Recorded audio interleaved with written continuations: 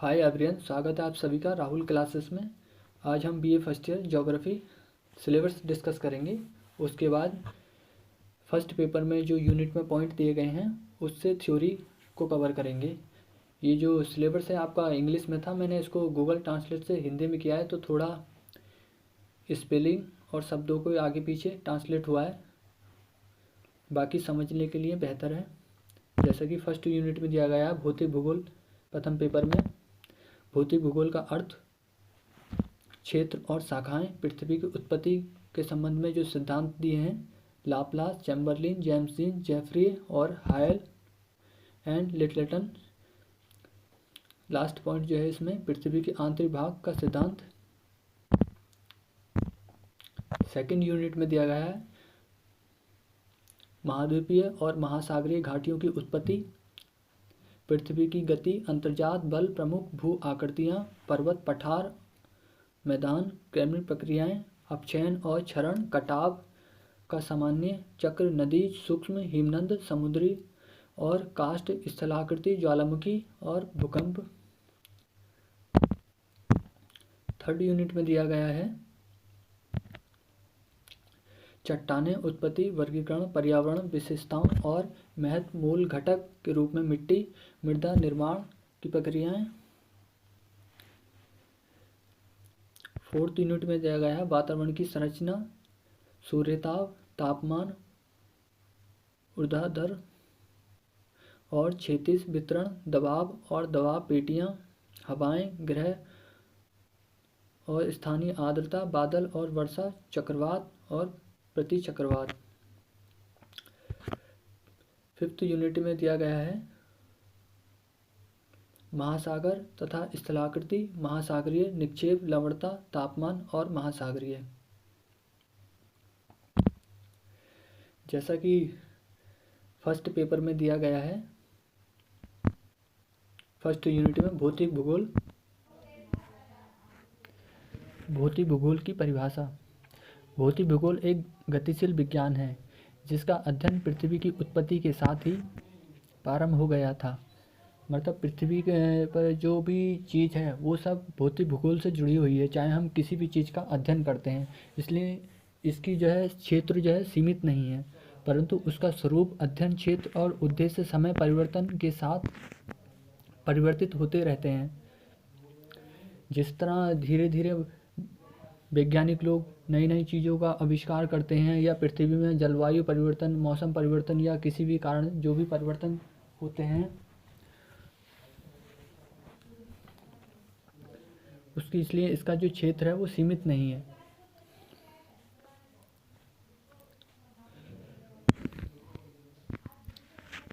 परिवर्तन हो रहे हैं। मानव को सृष्टि जगत में सबसे बुद्धिमान प्राणी माना जाता है, क्योंकि वे हमेशा किसी न किसी चीज़ की खोज करता रहता है, इसलिए मानव को हमेशा सबसे बुद्धिमान प्राणी माना जाता है। पृथ्वी के बारे में नई जानकारी प्राप्त करने के लिए हमेशा प्रयत्नशील रहता है। हमेशा नई नई चीज़ों को जानना, उसमें परीक्षण करना, शोध करना, ये हमेशा मनुष्य की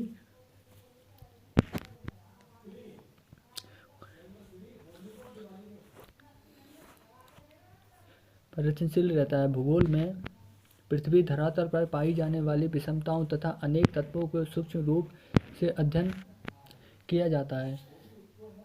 भौतिक भूगोल के अंदर छोटी से लेकर बड़ी चीज़, सभी चीज़ों का जो है अच्छे से अध्ययन किया जाता है।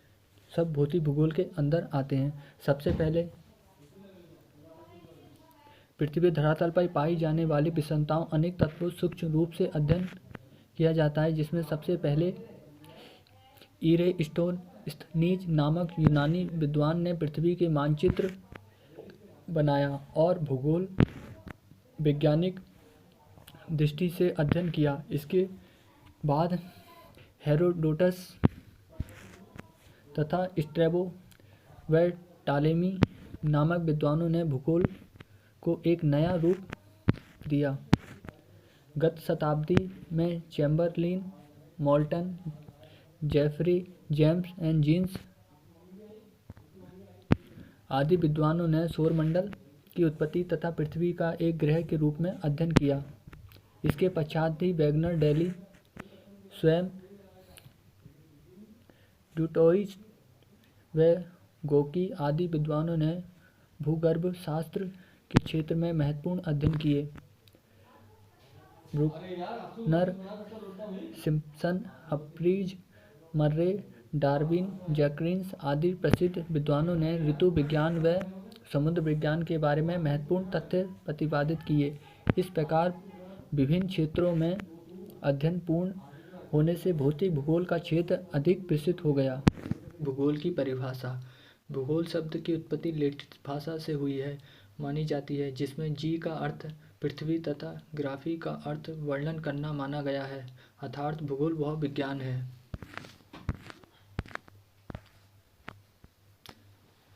भौतिक भूगोल के अर्थ एवं परिभाषा। उसके भौतिक वातावरण तथा पारस्परिक संबंधों को अच्छी तरह समझ लिया जाए। जिस क्षेत्र की जैसी भौतिक परिस्थितियां होती हैं, मानव अपने आप को उसी रूप में ढाल लेता है तथा भौतिक परिस्थितियों में समझौता करके चलता है। मनुष्य के संपूर्ण क्रियाकलाप भौतिक वातावरण से प्रभावित होते हैं। इस तरह मानव भौतिक परिस्थितियों से अलग होकर स्वतंत्र रूप से कार्य नहीं कर सकता है। वर्तमान वैज्ञानिक युग में मानव न नई तकनीकों का प्रयोग द्वारा भौतिक परिस्थितियों से प्रतिकूल कार्य भी किया है, मानव के अपने ज्ञान के द्वारा भौतिक परिस्थितियों पर विजय हासिल की है, जिससे मानव की निर्भरता कम हुई है। लेकिन पृथ्वी में होने वाले परिवर्तन कैसे, कब और क्यों होते हैं, इस सब प्रश्नों का हल करने के लिए भौतिक भूगोल विस्तृत अध्ययन करना अत्यंत आवश्यक है।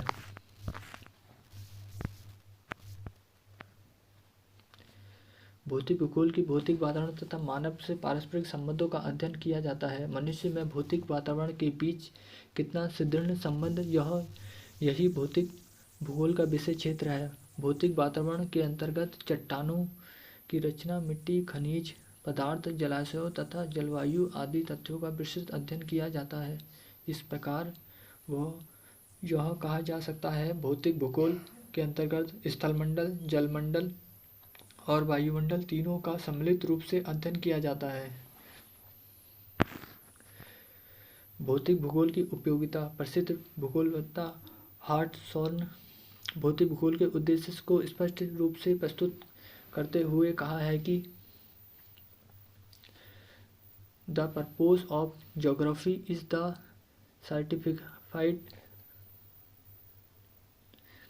Description of the earth as the world of man, अर्थात पृथ्वी का मानवीय संसार के रूप में वैज्ञानिक ढंग से वर्णन करना ही भूगोल का उद्देश्य है। मानवीय संसाधन में संसार के रूप में पृथ्वी की वैज्ञानिक ढंग से अध्ययन तभी किया जा सकता है जब मनुष्य और पृथ्वी के समस्त क्रिया घटनाओं का अध्ययन किया जाता है। इसके विषय तथा ईस्ट महोदय ने कहा है कि ज्योग्राफी कॉन्सर्न्ड लैंड एंड मैन, अर्थात भूगोल को मानव और भूमि दोनों का अध्ययन किया जाता है। इस प्रकार विभिन्न विद्वानों ने अलग अलग परिभाषाएं दी हैं, जिसमें कि A.K. लोवेक के अनुसार भौतिक पर्यावरण का अध्ययन मात्र ही भूभौतिकी का सार है। आर्थर होम्स के अनुसार भौतिक पर्यावरण का अध्ययन ही भौतिक भूगोल है, जिसके अंतर्गत पृथ्वी के धरातलीय, उच्चावचन, सागरीय एवं महासागरीय तथा वायुमंडलीय क्षेत्र आते हैं।